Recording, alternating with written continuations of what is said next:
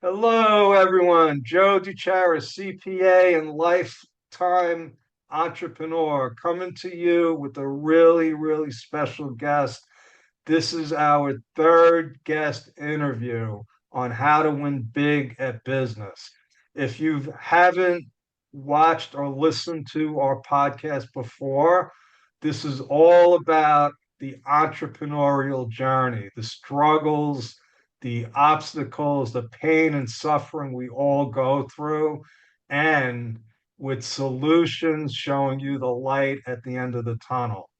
And today, I have, like I said, a very special guest, a friend, a very good client, Marge Aviso, who actually recently got married. So she has a brand new name. I'll let her give it to you so I don't botch it.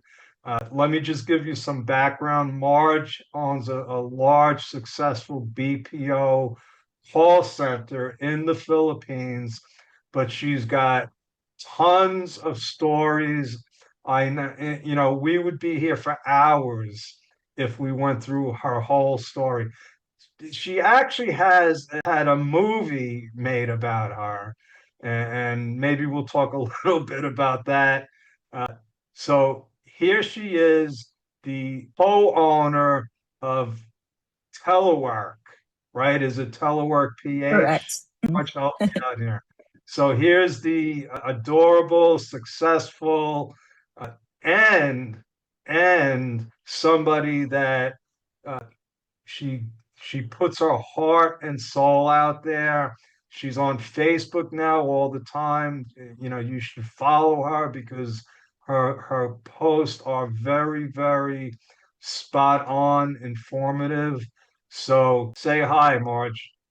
Hello, everybody, and thank you so much, Joe, for having me here. I hope to provide a lot of value to our listeners, and yeah, I'm happy to share anything that I've learned over the years of being an entrepreneur. Yes. So I know you've had, a lot of struggles when we first met and you became a client. I visited your place. I remember you Yes. bought Dunkin' Donuts. Yeah.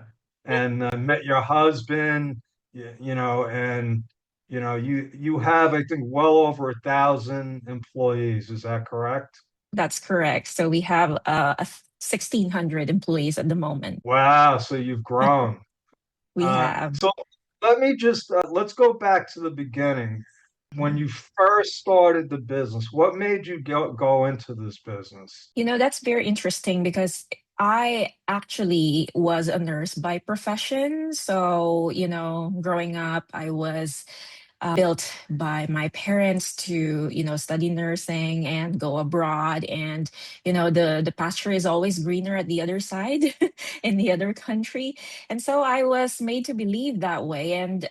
But deep in my heart, I've always said that I never wanted to go abroad because my father is a seafarer and I've seen that, the social effect on my family. I grew up basically with my dad being with me 6 months and then, he'll disappear. And so at the age of 19, I got early pregnancy. And I thought, had I been guided more by my parents, I would not have ended that way, perhaps. But I don't blame them, of course, 100%. But because at the end of the day, it's my fault. But I see it as, a challenge. I saw that this is what God wanted for me to go through. Because when I got pregnant, that's where I realized that I needed, something to provide for my kid because my partner at the time he didn't have jobs, so he was basically very young.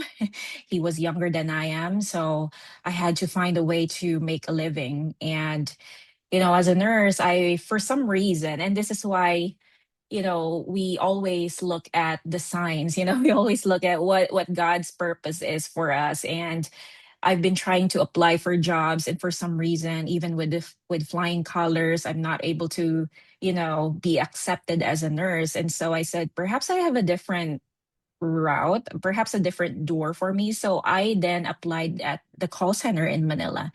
And then I saw, these people are coming all the way from different parts of the Philippines, from provinces, and they're traveling 2 hours back and forth, Metro Manila, and where they live. And they're just like me. I'm missing all the milestones of my kid. I never saw him stand for the first time. I never saw him speak for the first time because I wasn't there. I wasn't being present as a parent. And I said, this is not the life I signed up for. I didn't want this kind of life. I wanted to be with my kid and witness the milestones. And so I said, there must be a way for me to solve this. And I kind of like attracted it because my friend my coworker at the time, she referred me to a work from home position. And so I said, okay, this must be it. I can finally work from home. And I passed. I did that job. It was student support. So basically, I was teaching students in Australia. And then I was very, very happy, working from home because then finally my problem has been solved. And I get to be with my kid and my family. But unfortunately, that client decided to pull out the account and put it back in a call center. And then we were asked to go back to a call center. And I said, I don't want to go back to that anymore. We are being asked to work in Manila again. So I said, I don't want to go back anymore. And that's where I realized perhaps I can do this. Perhaps I can look for a client myself and learn the ins and outs of doing business myself. And I've learned from my experience in the BPO how operations work. So now I have that piece. I just needed to learn client acquisition now. So I did YouTube because back then, when you're working alone, you don't have a supervisor to call, you don't have coworkers to ask. So I did YouTube, I searched on Google, I read books, and I found a lot of different information that I, was able to get from YouTube on how to acquire clients. And that's where the journey began. And Joe, it's funny because we say I want to become this someday, but God clearly has other plans for me. I didn't know. I just went through that process. I just went through that journey, and I kind of like respected it. I just went through the challenges, and that's where it led me. Now I realize this is my purpose. Yes, yes. God bless you. You said a lot of things that really resonate with me. First, there's a saying, and I always think about this. We plan and God laughs, That's right? true. So, the thing is, God is always opening doors for us. A lot of times we don't see it, we don't realize it. A lot of times we go through pain and suffering like you did, and then you realize, wow, pretty interesting. If I didn't go through that, I wouldn't be where I am today. It's And, so true. your story, I have sort of a similar story because, I was a typical accountant and I hated it. Because my father tricked me when I was 17. He said, "Oh, CPAs, run businesses." And that's what I wanted to, I was born to be an entrepreneur. So I didn't know Mhm. what a CPA was. I just said, well, then I'm going to be a CPA, right? And then I'm stuck in like a cubicle. You mentioned about traveling 2 hours. What a waste of time. And I'm like, oh Mhm. my God, this isn't what I wanted because now I have children and I'm missing everything. I'm like, Oh. I'm working Mhm. 60, 70 hours a week during tax season. And what happened was, I tried getting clients and, it was tough. But then I came across this remote technology, right? And the light bulb went off. I said, "Oh my God, if This is it. I could Mhm. work from home and be with my kids, make my own schedule, right?" And then I had to figure out, okay, how do I get clients? So but then when I did, I was like, "Thank you, Dad." That instead of being Oh, mad at him, I was like, "Oh my true. God, if I didn't have this experience." Because the light bulb went off, and I said, if I could work from home or work remotely, I could work from wherever I want. I can get clients all over the world, right? Mhm. And now I feel like I'm living the dream. I'm like, this is what I I envision. love it. I love it. And you mentioned about the OFWs, right? And when I Mm. learned about that, the Philippine government actually, like, they love the fact that people leave their families and go abroad I because then you're know. spending money. I'm like, that's not what God wanted. I'm like, people want Mm. to, especially the Philippine community, the culture. Hmm. They're all family oriented. And when This I is why saw that, I'm an advocate of like showing people the social impacts of these families leaving, the Philippines and leaving their sons and daughters behind. yeah. So when I saw this, when I started working with Philippine people, and I was like, what do you mean? So I have a friend, uh, you know her, Marianne, and she Yeah. said, oh, yeah, my mother worked in another country and I was raised by my father, basically. It's like, oh my God, that's terrible. Mm. That's not good for a family. That's when I Mhm. started teaching Filipinos how to do US taxes and work from home. And I'm Mhm. like, I'm like, this is what God intended for, not to just be an accountant, but to, reunite families.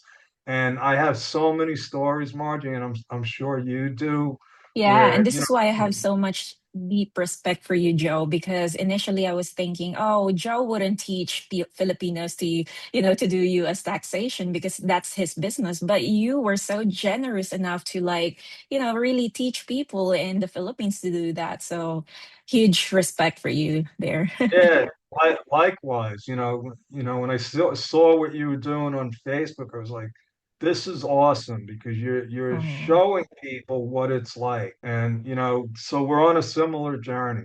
So, but Mhm. and people that are listening to this, watching it on YouTube, if they're in business, they know, hey, it's not that easy.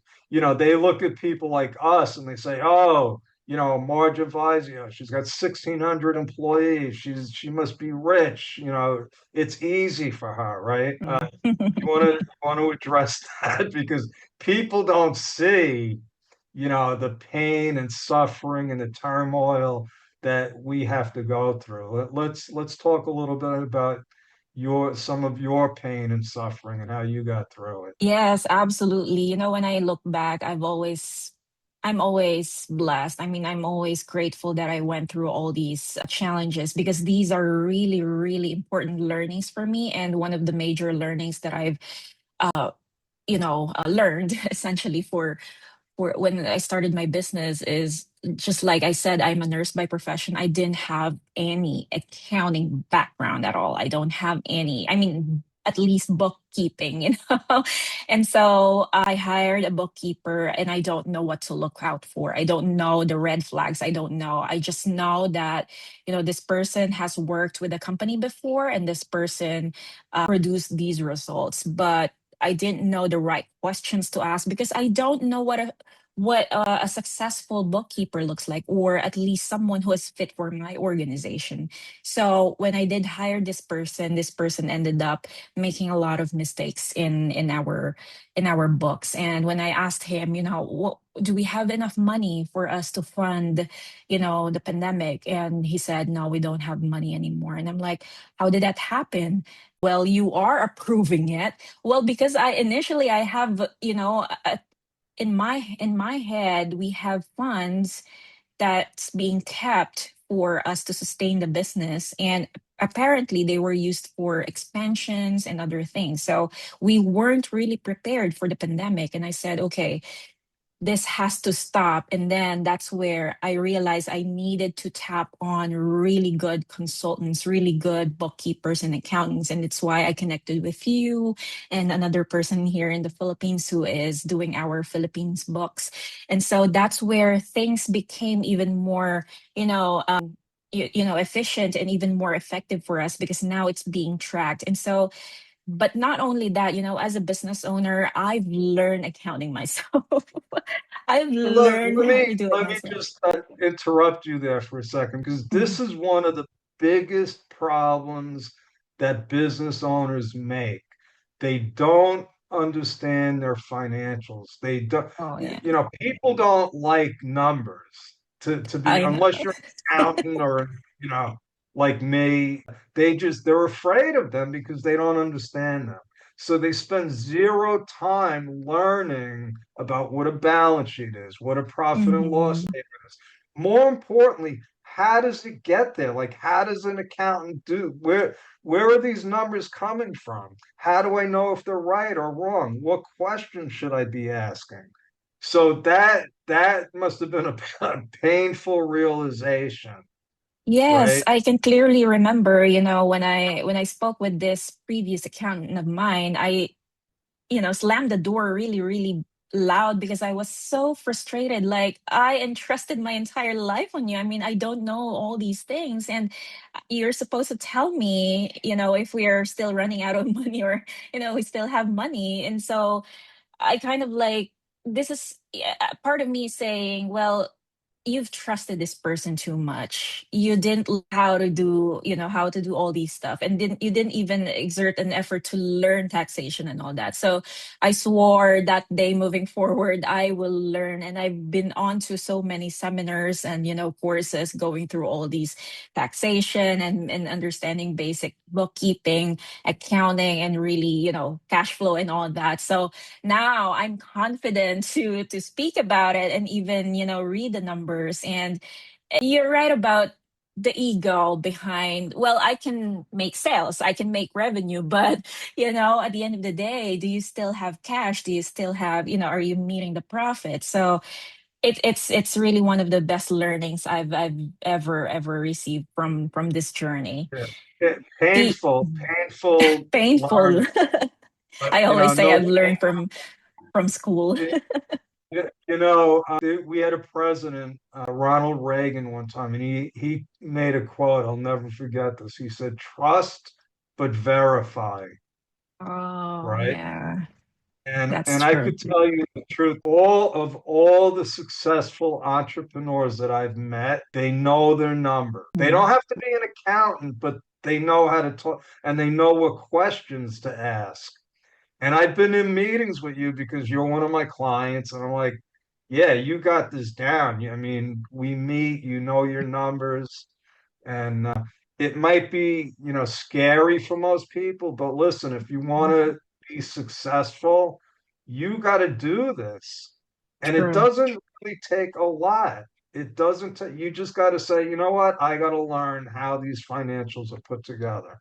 You need two Hmm. things to run a business: sales and positive cash flow, right? That's true, 100%, Joe. So the pandemic, that's something that was out of your control. It affected, a million, probably over 100 million businesses Mhm. all over the world. Okay. So now you're faced with, okay, I know you had a ton of debt. You talked about in one of your Facebook posts exactly how you dealt with it. So you want to fill us in on that because I think it was textbook. Yes, absolutely. So that's 22 million. Let me do a really quick conversion on how that looks like for our listeners. I think that's around, so let's do 22 million in pesos. I think it's over 300,000, right? It In is, it US. is. Yes, that's So right. just Yep, also for our 400. US listeners, 300,000 even in US is a lot of money. Okay. But in this country, the Philippines, you know, you could probably say, listen, if I make 20,000 a year US, you're probably really well off in the Mhm. Philippines, right? Not many Correct. people in the Philippines make, 20,000 US a year. What would that be like? I think 1.2 million in pesos. So 22 million, that's like an enormous sum It of money. is. So It is. how did you address it? Yeah, so it was really really tough because at the kind of when I started, I was a go-getter. I feel like I can do this. I can do it. I can solve it, and I just needed to be logical. I just needed to be systematic. Boy, I was humbled. I was truly humbled because it came to a point where I told myself, I'm okay to be, imprisoned. I'm okay to be put into prison because of, being unable to pay my debts. It was a collective loans, government obligations. So you can just imagine I can be put into jail. I can also be, my family could also be liable for it. My, like, the entire Wait, business could be. they actually put you in jail here? No, no, they didn't. I Ah, was okay. saying I was ready to be put into jail. Because at the time I just completely surrendered. I was ready to give up. I was, saying, you know what, I don't know how to pay for it. Just put me in jail. Okay, I but got you. but like I said, God has other plans. It just came to a point where one of my investors who I owed money from, he was so he was cornering me every single day, asking me for meetings, asking me for, commitments, for plans to on how I could pay him back. And I was so devastated. I was It was dragging. Every single moment of that meeting was like, I don't know. I don't want to appear into that meeting. I don't want to meet him. And one day he asked me to put together this report proving that there was no, theft within the company, that there was no mismanagement of funds. And so I put together a case study for him to prove that that didn't even happen. And the only reason we were unable to pay is because of the pandemic, because the client basically shut down the business. And everything just went to, our operational expense. So I did that, and it was this thick. And I took my Wow. phone out. I was crying. I took my phone out and I said, I will remember this day. I don't want to be dealing with this again. I took a photo of it. I was crying and I was signing all the papers proving that this was my work. I didn't have anybody with me to, because I fired my accountant. I did everything myself. And I said, I will never, ever go through this again. And it just came down on me like, okay, Marge, you gotta stand back there and put yourself together. You gotta do something about this. Okay, what do I need to do now? I went to Google, what do I need to do with this 22 million debt? And I saw um, the snowball method by Ramsey. So I went through all that and I learned, okay, so this is how you should attack it first. You go through all the list them by interest and list them by, which one is smallest. So you can attack the smallest first. Okay, this makes sense. And some of the accounts or some of the clients are still active. So I did what I have to do to reduce the cost within the company. I fired every single one that's not making revenue. I got really, really brutal with it because I needed to recover. There's lots more people I need to save from this. So when I got that to a break even point, then I talked with every single client that's still on my roster. I said, I need to be able to collect fast. Perhaps you can pay us up But, front, but Mhm. hold on a second before we get to the revenue side. So I think the first thing that you're saying you did was you had to make an assessment of what exactly did you owe, That's right? right. And then you Mhm. put them into category. Okay. I And did. that's because people are so like shocked and overwhelmed. They don't even want to look at it. Oh But yeah. Oh boy, I was but like that. you took the you did it scientifically. That's what I'm saying. You had to say, okay, let's look at the actual amounts Mhm. before you could come up with the plan, right? That's right. And then And you then had to start looking at your clients and say, am I actually generating positive cash flow from this client, or is it just a waste of time, right? that is true. So everything that is, operating negatively, I had to, stop for a moment. I didn't really cut the connection just yet. I just wanted to say, we have to terminate the business. But for those who are generating revenue, I really asked for an upfront pay because we deliver the service and then we collect the money. But I kind of reversed that to pay us upfront. And some of them agreed, to be honest, even if the economy is not doing well at the time. And some of them did not. And so that still helped. That still helped a lot. So you And accelerated the payment terms. I did, Pretty, yes. pretty simple concept, right? It I was in the is, it similar is. position. I would do tax returns, bill it, and then clients would pay me whenever. And now we say, you know what? When we start the return, you got to pay. Mm. Totally So from reversed. What's the right. next? So, So from uh, 21 days, I cut down to 7 days for the collections. So that helped a yeah, that's lot. gotta help. And then, yes, I got really brutal with the cost centers, all these, even if some of them have been my friends for a while, I had to, painstakingly really talk with them and do the hard conversation of letting them go and then really making them understand that, okay, if we are back on track, I'll definitely let you in again and hopefully you're available. But a lot of them really had, negative feeling about it afterwards. That after the pandemic, I had to really, you know, speak with them You again. know, Took me a while. that's another thing that, I learned, and it was painful, very, very painful, because I think we're both, caring people. And Mhm. when I had to start letting people go, I had to learn. It was like, listen, it's not personal, it's business. It is, yeah. And, you Mhm. know, and it still hurts. It still hurts when, and I got to look at, you know, today, and you could, relate to this. Everybody's got to be accountable.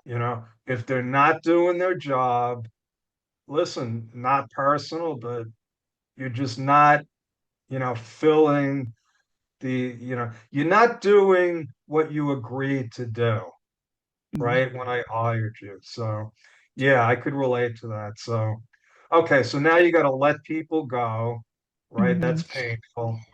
That kind of revealed to me that crisis really tells who the people are. I mean, it reveals who your people are and who are not. And fortunately, it kind of shook the company so much that it let go of people who are not supporting the company. And these are the people who actually filed for complaints, who actually went to Facebook and say a lot of negative things about me.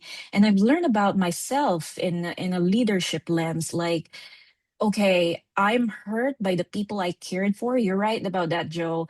Because then I can see them on Facebook and saying a lot of different negative things about me and even tagging me and even, filing a lawsuit and all that stuff. And I'm like, I'm already drowning in liabilities and debts. And now you're saying all these things. Like, what else can you do? I mean, and that's where I realized how strong I was at the time because, it's true when they say you could never break a person who's already broken. Like this person is already lost so many things. And the only way for me is to rise back up. And I was able to, when that moment, I was able to kind of recovered slowly from it.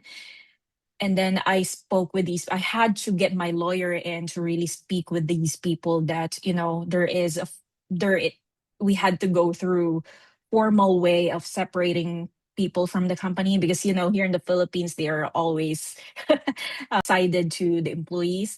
So, we explained them gently. And I think conversation or communication, keeping that communication with these people is very critical at this crisis because then if you keep hiding, just leave it to God, whatever, it's gonna blow up exponentially. And so I said, I gotta face all these things, but I've learned so much about myself. So that's one of the things that I definitely would like to carry on with me until today. I did a podcast on that. Oh, really? Self-awareness. Oh yeah. I Oh. said, if you want to be successful, because here's the thing. I don't know if you've met him, my coach, Larry Broughton. He spoke at two of my events.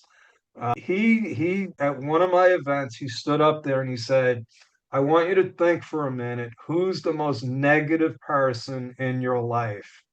And I'm thinking, that's easy. It's my Aunt B.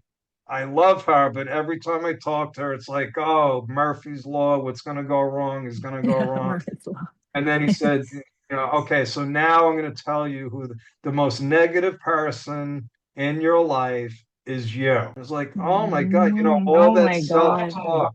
So, he taught me a lot.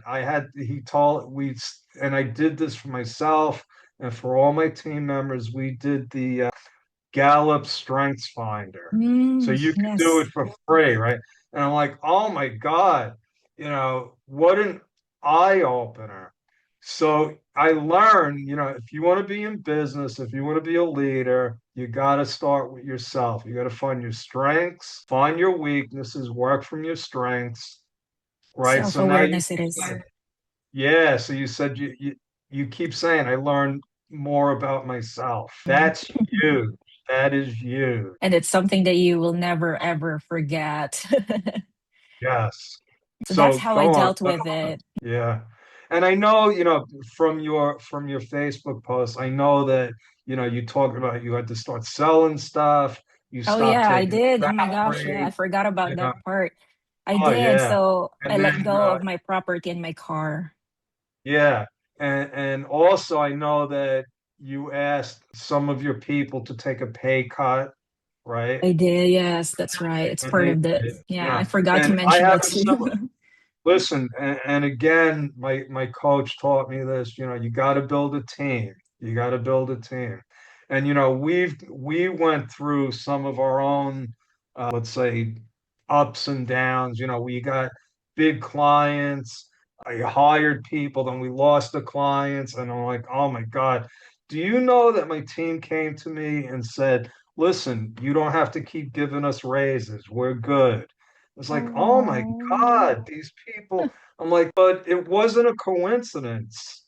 It was because Larry taught me how to hire people. He said, you Mhm. don't hire people based on experience. You hire people based on who they are. You want to Mhm. hire people that want to learn, that have capacity, and more importantly, people that align with who you are, Mhm. right? That's true. That's true. So, Align and with your then values. right, values. You want to find people that have the same values. And I think that's why I wound up in the Philippines. I was like, this is where I'm supposed to be because these Oh, family oriented, hardworking, and I was so touched when I was like, oh my God, they're telling me not to give them a raise. And but what the last thing and this really touched my heart, and I don't know if you realize this.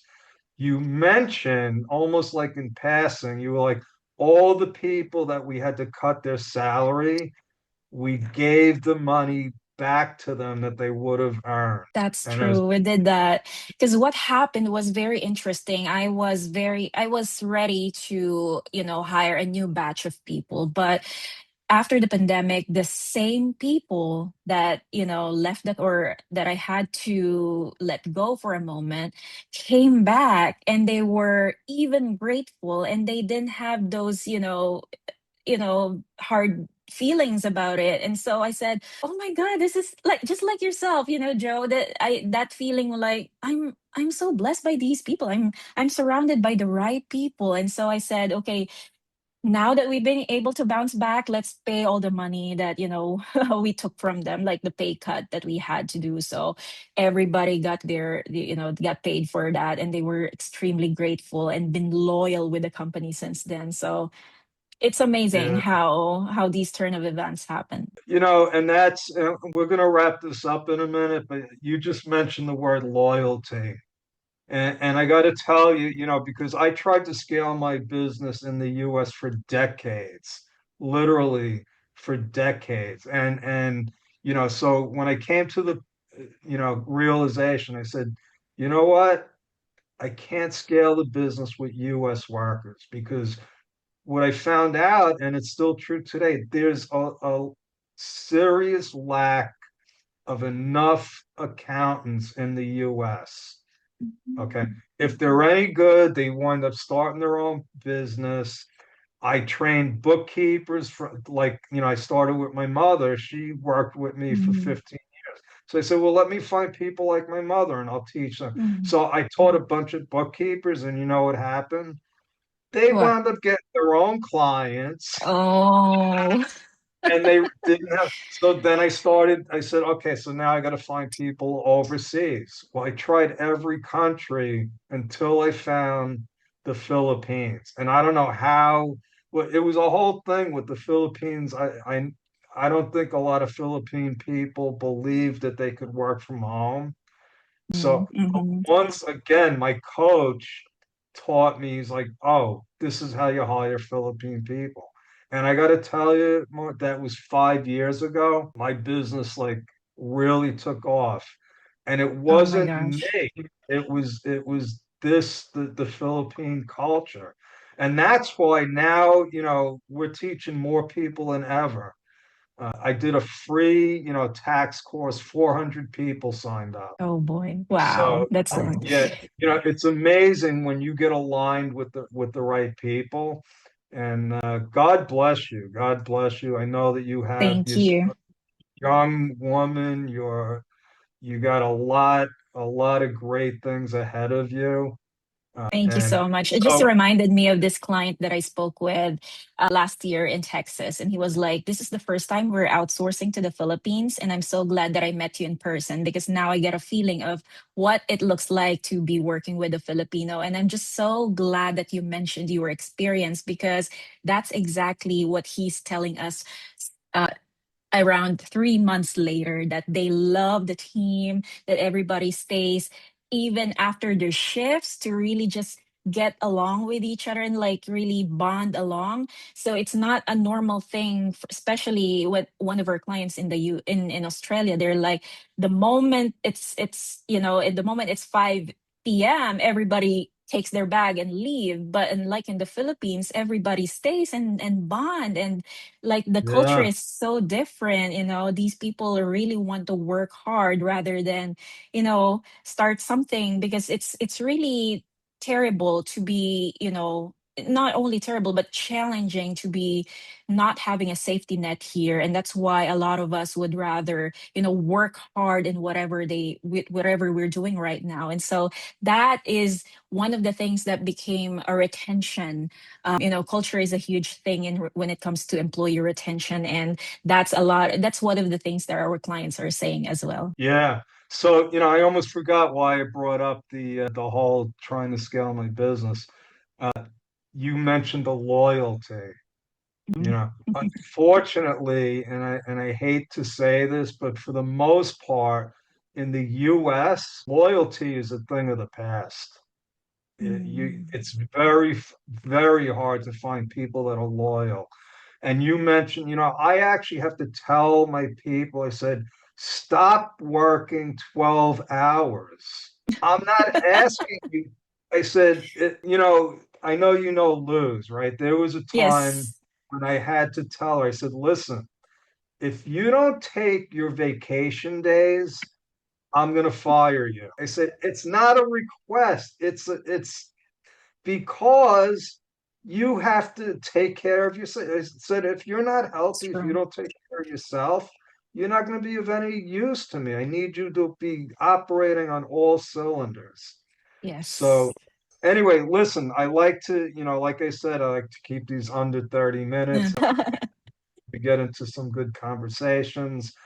This is what I want to do. I want you Hmm. to give us some last words of wisdom, and then what we're going to do, we're going to schedule another call because I Okay. really want to talk about the whole AI angle. Because Okay. saying, oh, call centers are going to be replaced by Hmm. AI, and we both know that that's not going to happen, but we'll have that in another conversation. So, Hmm.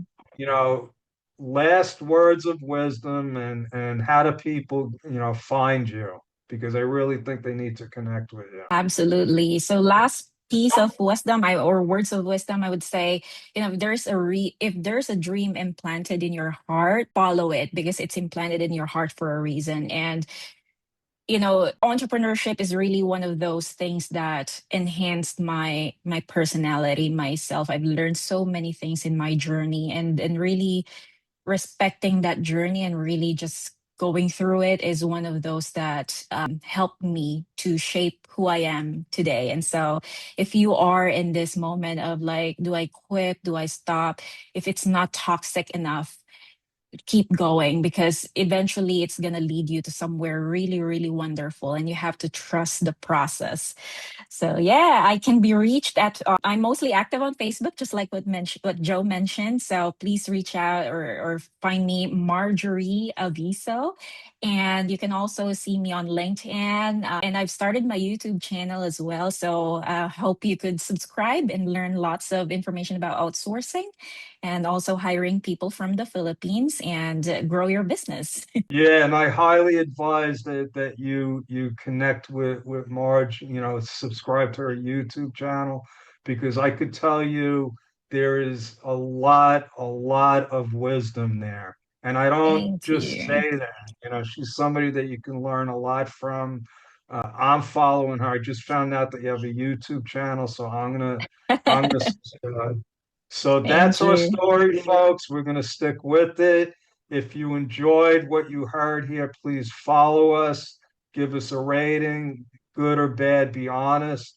And this is also on a YouTube channel, so find us, subscribe, and God bless. And over and out. Thank you. See Thank you you all. all. And Thank you. thank you, Margie. Thank you so much, Joe.